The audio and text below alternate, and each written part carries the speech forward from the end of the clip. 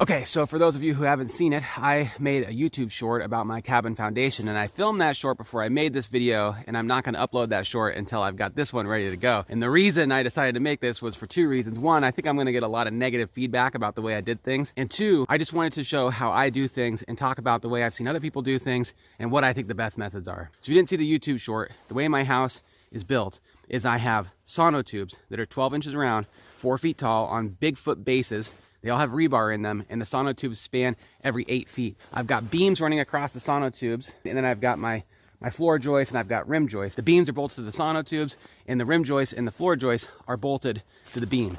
A lot of people on YouTube are building off-grid cabins, and they build them on pads, just floating on the soil, which I think if you have a small enough building, that's okay. This is 20 by 32. I wouldn't float this. Also, this is clay soil. It needs to have a heavy duty foundation that you're bolted to, and I live on this crazy ridge, guys. I get 50 mile an hour, 60 mile an hour, 70 mile an hour gusts here regularly through winter storms, and in the spring and fall when I have cold weather moving in or warm weather moving in, basically when the weather changes, because I'm in the mountains. Some of my favorite YouTubers who build off-grid cabins float their cabins. Kyle's Cabin, Bush Radical. I think the reason they say they do that is because they're on permafrost, so there's no point to digging down.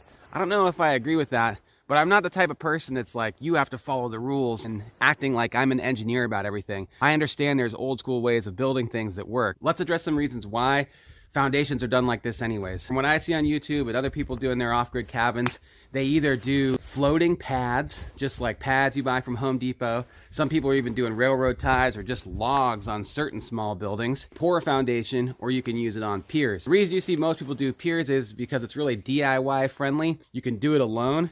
And a lot of places, if you're really remote, a concrete truck ain't even gonna come up and pour your foundation. So most of these cabins are on piers.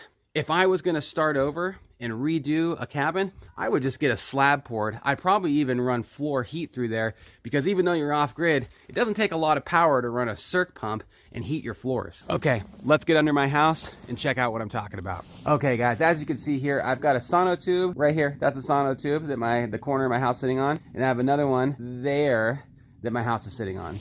All of the sonotubes on the exterior of my cabin, meaning the outside beams, are bolted with 12-inch long 5/8 expansion bolts.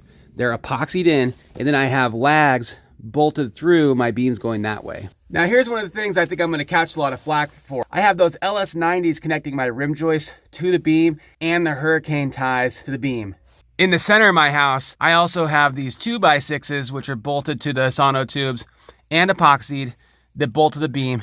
And I've got hurricane ties running down my floor joists in the center. Okay, so the reason that my house ended up bolted to the foundation in this way was because originally when I built this cabin, it was floating on these sonotubes, meaning that the beams were running across the sonotubes. They weren't connected to the sonotubes with any metal fasteners, and my rim joist and my floor joist were not connected to the beams with any metal fasteners, aside from nails, obviously. When I started experiencing high winds up here during winter storms, I got really scared because it really felt like my house was shifting or flexing a lot when wind gusts would hit the side of my house. And one day I said enough was enough. I bought all the fasteners and all this stuff, did a little research on earthquake retrofitting older homes, and that's basically what I went through and did here. I know a lot of people are going to say you should have just used the fasteners that you insert into the sonotubes when the concrete's still wet. That way you could just rest your beams in there. At the time, I didn't think I was ever going to bolt this down to the sonotubes, which in retrospect is stupid, because I watched a lot of those YouTube videos where everyone just floats everything. I think that floating your cabin on a foundation without having it bolted to it is absolutely crazy. Now, if your cabin is on pads, there's no point in bolting it to those. I mean, those aren't really going to help in a seismic event or a wind event. You're just rolling the dice, and you're basically guaranteeing that you're going to have to jack your house up and shim everything over time. I know there's a lot of older homes that have been built on pads or on railroad ties or on logs or whatever a long time ago, and they've lasted a long time. I think that heavily depends on soil conditions. And the classic disclaimer, guys, I'm not an engineer. I'm not even a carpenter. I'm just a guy trying to figure out how to build his own cabin. I made a lot of mistakes in the beginning that I've had to sort out over the years as this place has sat here and as I've learned. This is just the way that my place ended up. I think it's a lot better than just floating. I'm not saying there aren't better ways to do it. This is just the way mine ended up, but I hope the video helps anybody out there who's considering doing something like this. Take it easy. Later. Bye.